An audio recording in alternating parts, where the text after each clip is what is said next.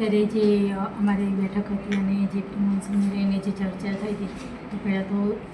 અમારા માટે આ નવું હતું અને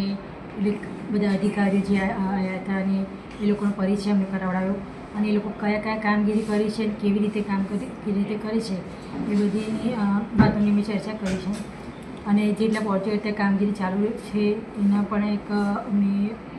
એની પણ ચર્ચા કરી છે કે કઈ રીતે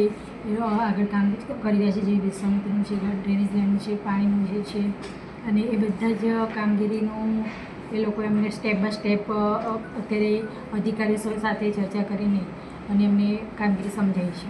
બેન, શું એક્શન પ્લાન છે, શું વિચાર્યું છે, એક તમારા મનમાં કોઈ વિચાર પ્રી મોન્સૂનને લઈને કે શહેરને લઈને કોઈ નવું ઇમ્પ્લિમેન્ટેશન આપણે વિચાર્યું છે?